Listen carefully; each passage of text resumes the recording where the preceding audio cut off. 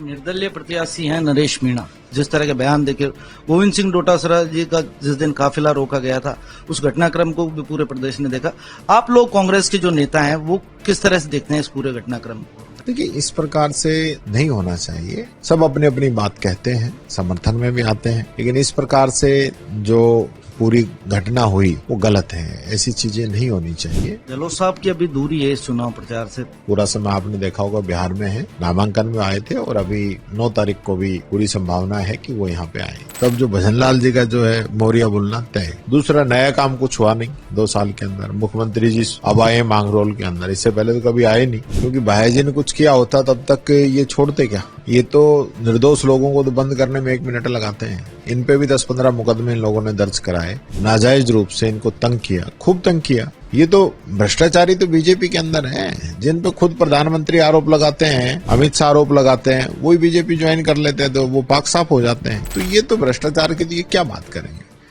अंता उपचुनाव में कांग्रेस और बीजेपी के तमाम नेता मैदान में है और अब चुनाव प्रचार का बहुत कम समय बचा है। इसी को लेकर दोनों बड़े राजनीतिक दलों ने अपनी जान झोंक रखी है। आपने देखा होगा कांग्रेस और बीजेपी के तमाम नेताओं का पड़ाव इस अंता के उपचुनाव में है और पूरी ताकत चुनाव को लेकर लगा रखी है। हमारे साथ नेता प्रतिपक्ष टीकाराम जूली हैं। जूली साहब, आप अंता के चुनाव में आए, क्या देखा पार्टी का, किस तरह का माहौल? बहुत अच्छा माहौल है। यहाँ पब्लिक जो है कांग्रेस समय की पुरानी जो स्कीमें हैं उन सबको याद कर रही है कि किस प्रकार से इन लोगों ने हमारी योजनाओं को बंद करने का काम किया और आम जनता को उसका बहुत बड़ा नुकसान हुआ।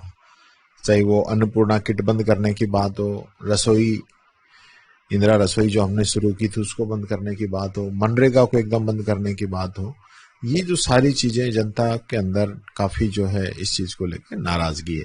दूसरा, नया काम कुछ हुआ नहीं 2 साल के अंदर। मुख्यमंत्री जी अब आए मांगरोल के अंदर, इससे पहले तो कभी आए नहीं। और विशेष रूप से बात करें, क्योंकि इसी लोकसभा क्षेत्र के अंदर पिपलोदी जो स्कूल है वहां 7 बच्चे जिंदा दफन हो गए, स्कूल बिल्डिंग गिर गई उनके ऊपर, और उसमें भी मुख्यमंत्री जी को समय नहीं मिला। उस चीज को लेकर काफी नाराजगी है। नाराजगी की चर्चा हो रही है। आपके प्रत्याशी की जैसे ही घोषणा हुई थी, बीजेपी आईटी सेल ने एकदम पुराने वीडियो निकालकर प्रमोद जैन भाया के खिलाफ एक कैंपेन शुरू किया। भाया रे भाया बहुत खाया, बाठा खाया, बजरी खाई, तमाम आरोप बीजेपी और तमाम जो प्रत्याशी हैं वो उन पर लगाते हैं। तो किस तरह अपने प्रत्याशी की इमेज को बचाएंगे, क्योंकि जिस तरह के विकास के दावे प्रमोद जैन भाया यहाँ गिनवाते हैं, तो आपको नहीं लगता यहाँ मुद्दों से भटककर दूसरी राजनीति शुरू हो गई जैसा? नहीं, ऐसा कुछ नहीं है। सब लोग सारी चीजें समझते हैं, क्योंकि भाया जी ने कुछ किया होता तब तक ये छोड़ते क्या। ये तो निर्दोष लोगों को तो बंद करने में 1 मिनट लगाते हैं। इन पे भी 10-15 मुकदमे इन लोगों ने दर्ज कराए, नाजायज रूप से इनको तंग किया, खूब तंग किया। ये तो भ्रष्टाचारी तो बीजेपी के अंदर है, जिन पे खुद प्रधानमंत्री आरोप लगाते हैं, अमित शाह आरोप लगाते हैं, वही बीजेपी ज्वाइन कर लेते हैं तो वो पाक साफ हो जाते हैं। तो ये तो भ्रष्टाचार के लिए क्या बात करेंगे। ये खुद भ्रष्टाचारियों को संरक्षण देते हैं। आपने देखा कल सीएम का जब यहाँ कार्यक्रम था, तमाम नेता यहाँ मौजूद थे। पूर्व मुख्यमंत्री वसुंधरा राजे और भजनलाल दोनों मांगरोल में रोड शो कर रहे थे। बीजेपी दावा कर रही थी कि जब कांग्रेस ने रोड शो किया था तो महज कुछ संख्या थी, बहुत कम संख्या थी, और हमारे रोड शो में हजारों की तादाद में जनता आई है और मोरपाल सुमन चुनाव जीतेंगे, ये दावा था। वो सारा पूरे प्रदेश से लोगों को बुलाया है। मैं देख रहा था, बसें खाली आ रही थी। 50 सीटर बस में 5-5, 7-7 लोग आ रहे थे। ये तो इनकी स्थिति है। छोटे से कस्बे के अंदर बाहर से सब लोगों को बुला कर ये कह रहे हैं हमने बहुत बड़ी जो है यहाँ मीटिंग कर दी। ऐसा कुछ नहीं है, पूरी जनता जानती है। वसुंधरा जी को अब ये लेके आए हैं, 2 साल से तो वसुंधरा जी के साथ है नहीं। अब तो इनके अंदर जो अंतर कलह है वो सबके सामने है। तब सिर्फ चुनाव है इसलिए वसुंधरा जी को भी साथ ले लिया। ऐसा नहीं लग रहा बीजेपी में ये चुनाव प्रतिष्ठा का चुनाव बन गया है? कहीं दोनों के बीच प्रतिस्पर्धा तो नजर नहीं आ रही कांग्रेस को? सीम संभावना तलाश रही है कांग्रेस? नहीं, वो तो है ही है इनकी, लेकिन हमारे अपना खुद का जो विकास कार्य है, भाई जी की जो इमेज है, जो भाई जी पे जिस प्रकार की बातें कर रहे हैं, भाई जी ने यहाँ आम जनता के लिए जो काम किया है, गरीब बच्चियों की शादी करना, उनको स्कॉलरशिप देना, पक्षियों के लिए हॉस्पिटल बनाना, गौशालाएं खुलवाना, हॉस्पिटल के अंदर लोगों की मदद करना, उनको भोजन देना, यहाँ अंता में भी, बारा में भी, कोटा में भी, जयपुर में भी, सब जगह लोगों की मदद करते हैं। तो ऐसे व्यक्तित्व के लिए तो मैं समझता हूँ पूरी जनता ने खुल के उनके समर्थन में अपना संदेश दे दिया है और भैया जी अच्छे वोटों से यहाँ पे चुनाव जीतेंगे। निर्दलीय प्रत्याशी हैं नरेश मीणा, पूर्व में कांग्रेस के तमाम नेताओं के नजदीक भी रहे। वो कांग्रेस पे बड़े हमलावर हैं। अभी जिस तरह के बयान देके गोविंद सिंह डोटासरा जी का जिस दिन काफिला रोका गया था, उस घटनाक्रम को भी पूरे प्रदेश ने देखा।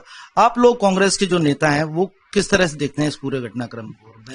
देखिए, इस प्रकार से नहीं होना चाहिए। ये चुनाव प्रचार है, लोकतंत्र है। लोकतंत्र में सबको चुनाव लड़ने का, सबको चुनाव में वोट मांगने का अधिकार दिया है और सब अपनी अपनी बात कहते हैं, समर्थन में भी आते हैं। लेकिन इस प्रकार से जो पूरी घटना हुई वो गलत है। ऐसी चीजें नहीं होनी चाहिए। वोट तो जनता ने देना है, हम अपनी बात रखें, वो अपनी बात रखें। जनता जिसको चुनना चाहेगी चुन लेगी। दलित वोटर यहाँ निर्णायक स्थिति में होते हैं और हमेशा कांग्रेस का परंपरागत वोट रहा है। बीजेपी की रणनीति है कि उस पर सेध लगाई जाए। कांग्रेस किस तरह देखती है दलित और तमाम जो कांग्रेस का वोट बैंक है उसमें सेध लगने से कैसे बचाएगी? और चुनाव में जिस तरह की आपकी रणनीति है, किस तरह आपका चुनाव का जो प्रचार का मैनेजमेंट है? देखिए, ये सब कोई चुनाव 36 बिरादरी से लड़ा जाता है, सब लोग मिलकर लड़ते हैं। कोई एक जाति या धर्म से चुनाव नहीं लड़ सकते, न जीत सकते हैं। हमें सार्वजनिक रूप से सभी लोगों का समर्थन मिल रहा है और सब लोगों का अच्छा सहयोग रहेगा। हाँ, ये सही है कि दलित वोटर जो है परंपरागत रूप से कांग्रेस को सपोर्ट करता है और उनकी भावनाएं भी कांग्रेस के पक्ष में है। कोई सेंधवेद बीजेपी लगा नहीं सकती, सब लोग मिलकर एकजुट होकर वोट डालेंगे। बीजेपी के नेता और कुछ लोग ये भी चर्चा करते हैं कि कांग्रेस में अंता की सीट पर गुटबाजी है, दोनों में खेमों में बटी हुई है कांग्रेस। पायलट खेमे और गहलोत खेमे को लेकर कुछ है ऐसा मनमुटाव कांग्रेस? कुछ भी नहीं है। सब लोग, कल पायलट साहब आए थे, अभी गहलोत साहब आएंगे, नामांकन में सब लोग आए थे, सब लोग साथ हैं। ये तो सिर्फ बीजेपी इस प्रकार की चर्चाएं छेड़ती रहती है ताकि इन लोगों को पॉलिटिकल फायदा हो सके, ऐसा कुछ नहीं है। गहलोत साहब की अभी दूरी है इस चुनाव प्रचार से, पूरे कैंपेन में अभी उनकी बहुत बड़ी जिम्मेदारी बिहार की उनको दी गई है। पूरा समय आपने देखा होगा बिहार में है, नामांकन में आए थे और अभी 9 तारीख को भी पूरी संभावना है कि वो यहाँ पे आए। अच्छा, एक बात पूछना चाह रहा हूं मैं, लगातार सोशल मीडिया पे भी इसकी चर्चा होती है, ये कांग्रेस के लिए एक बड़ा डेंट भी साबित हो सकता है। कांग्रेस के नेताओं का निर्दलीय प्रत्याशी उपयोग कर रहा है नाम लेके, ये कह रहा है कि जो कोटा का लोकसभा चुनाव था उसमें एक वर्ग था कांग्रेस का ही जिन्होंने प्रहलाद गुंजल की मदद नहीं की, इस वजह से प्रहलाद गुंजल चुनाव हार गए थे और मैं उस समय साथ था। नहीं, ऐसा कुछ नहीं है, ये सब बनी बनाई बातें हैं, ऐसा कुछ नहीं है। कांग्रेस पार्टी एकजुट है, एकजुटता के साथ चुनाव लड़ा है और रिजल्ट जो है आपके सामने आए। अशोक चांदना जी को लेकर बयानबाजी की नरेश मीणा ने और कहा इस चांदनी को मैं इस तरह के शब्द यूज किए, और दूसरी तरफ से ट्वीट आया चांदना जी का, ये युद्ध है, युद्ध भीषण होगा, रण होगा, इस तरह का ट्वीट था। युद्ध रण मीन्स इलेक्शन से ही उनकी बात है और मैं समझता हूं हमें किसी के बारे में कुछ कहना नहीं चाहिए। जनता है, जनता को एनालिसिस करने दीजिए, जनता देख रही है सब, कौन क्या कह रहा है, क्या बोल रहा है, किसका क्या काम है, कौन क्या काम करेगा, तो वो सारी चीजें जनता देखे। जनता को इतना मत समझो कि जनता को हम गुमराह कर देंगे। एक बार मोदी के चक्कर में आ गई थी, अब चक्कर में आने वाली नहीं है। अब जो है जनता सही निर्णय लेगी। इस चुनाव में डॉक्टर किरोड़ीलाल मीणा की भी बड़ी चर्चा है। कल वो कोटा आए थे और उन्होंने कहा था एक एसडीएम को लेकर, ललित मीणा बीजेपी के विधायक हैं, तो एसडीएम को लेकर एक विवाद उपजा था। उन्होंने कहा है कि मैं मुख्यमंत्री को शिकायत करूंगा। हमेशा हमलावर हो जाते हैं किरोड़ीलाल मीणा अपनी सरकार। सही कह रहे हैं, वो सही की लड़ाई लड़ रहे हैं, लेकिन उनकी सरकार उनकी बात को नहीं सुनती है।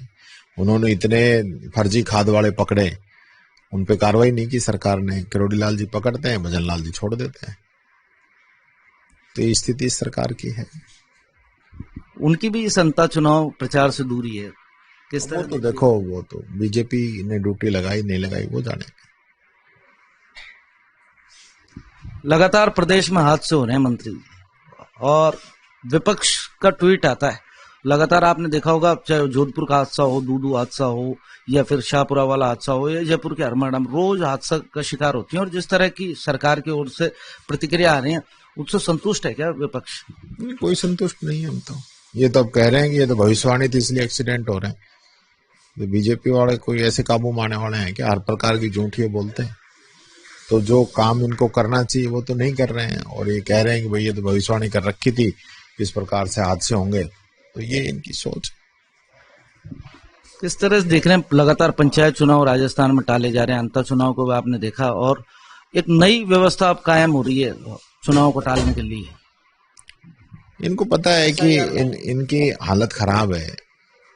भजनलाल जी का जो कार्यकाल 2 साल का रहा है वो जनता के विरोध का रहा है, पक्ष का नहीं रहा है। एक ही टारगेट है कि पिछली सरकार की जो योजनाएं थी, जो गहलोत जी ने आम जनता के लिए दी थी, उन योजनाओं को बंद कर दूं या उनका नाम बदल दूं, या अपने उद्योगपति मित्र हैं उनकी जमीनों की पर्ची आती है दिल्ली से, वो अलॉट कर दूं। इसके अलावा तो इन लोगों ने कुछ किया नहीं। और ये सारी बातें पूरे प्रदेश की जनता जान चुकी है। तब जो भजनलाल जी का जो है मोरिया बोलना तय। 2028 का सेमीफाइनल इस चुनाव को मान रहे हैं, यहाँ से तय होगा कि राजस्थान 28 का रण कैसा होगा। अंतर चुनाव को लेकर कांग्रेस कितनी आश्वस्त है? वो फाइनल सेमीफाइनल तो ये चुनाव भी है जो ये कराना नहीं चाहते। सीधा सीधा संविधान पे हमला है। जिस संविधान ने कहा है कि 5 साल के अंदर चुनाव होने चाहिए, वहां 5 साल के 6 साल हो गए चुनाव नहीं करा रहे। तो ये डर है कि वो चुनाव होंगे तो हम हार जाएंगे। अभियंता को भी खूब रोकने की कोशिश की थी, लेकिन ये तो भलाओ सुप्रीम कोर्ट का, हाई कोर्ट का, जिन्होंने इन लोगों को कहीं भी जगह नहीं मिली और इनको चुनाव कराने पड़े। नहीं, ये चुनाव भी 3-4 महीने पहले हो चुके होते, लेकिन उसको भी टालने की कोशिश की कि हमारी जो इमेज खराब हो रही है उसको थोड़ी बहुत बचा सके। लेकिन वैसे बचने वाली नहीं है। जनता की नजर से जो एक बार उतर गया ना, तो उतर ही गया। फिर पूरे प्रदेश से कांग्रेस ने बहुत बड़े कार्यकर्ताओं की फौज इस उपचुनाव में उतारी है। जीत को लेकर कितने आश्वस्त हैं? 100% आश्वस्त है। 100% चुनाव जीतेंगे। कल हनुमान बेनीवाल भी आ रहे हैं यहाँ नरेश मीणा के समर्थन में। अजय, क्या दिक्कत है? आए सब लोग। ये तो चुनाव है भाई, कोई ये थोड़ी है। चुनाव में हर आदमी अपनी ताकत का इस्तेमाल करता है, हर आदमी अपना प्रचार करता है अपने हिसाब से। कल हम कानून मंत्री से मिले थे, हम कानून व्यवस्था को लेकर उनसे चर्चा हुई। विपक्ष क्या सोचता है कानून व्यवस्था को लेकर, विकास को लेकर? कल डबल इंजन की भी बात हो रही थी। पिछले 23 के विधानसभा चुनाव में यह दावा किया था कि डबल इंजन की सरकार बनेगी तो प्रदेश की सूरत बदलेगी। कानून मंत्री जी को सबसे पहले तो कानून व्यवस्था से कोई लेना देना होता नहीं। कानून मंत्री को गृह मंत्री का काम है, और गृह मंत्रालय जो है भजनलाल जी के पास है, और वो कोई जवाब देते नहीं, इस पे कोई चर्चा करते नहीं है। और कानून मंत्री जी को जो इन लोगों ने जिस प्रकार से, मैं समझता हूं, जो कानून बन रहे हैं राजस्थान के अंदर, उनकी जानकारी नहीं होती। वो जो अखबार में आता है तो वो कहते हैं जो भी न्याय संगत होगा देखेंगे, करेंगे, ऐसा हो सकता है, नहीं हो सकता है। लेकिन आप बता दो 2 साल में एक भी कानून के बारे में बताया होता? कुछ नहीं, सिर्फ जनता को गुमराह करने का काम कर रहा है। डबल इंजन का सुशासन का वादा किया था, प्रदेश की सूरत में कितना बदलाव? आप भी बता दो भाई, आप बता दो। डबल इंजन चल रहा है तो डबल तरीके से लूट हो रही है, इसके अलावा क्या हो रहा है? डबल तरीके से जनता को परेशान किया जा रहा है। किसान को मुआवजा नहीं, किसान के इतनी बड़ी बरसात हुई, नुकसान हुआ, कोई उसकी मदद नहीं। स्कूलों में जाए तो बच्चे मर रहे हैं, रोड पे जाए तो एक्सीडेंट में लोग मर रहे हैं, हॉस्पिटल में जाए तो वहां आग लग के लोग मर रहे हैं। तो जाएं कहाँ? युवाओं को रोजगार नहीं, बच्चों के लिए टीचर नहीं। ये स्थिति है। बस रंग बदल दो, पेंट बदल दो, ये कर दो, वो कर दो, इसके अलावा कुछ है नहीं। ये थे हमारे साथ नेता प्रतिपक्ष टीकाराम जूली, जिन्होंने हमसे बात की और अंतर विधानसभा में कांग्रेस की जीत का दावा किया। लोकेश नागर, रिपोर्ट भारत, जयपुर।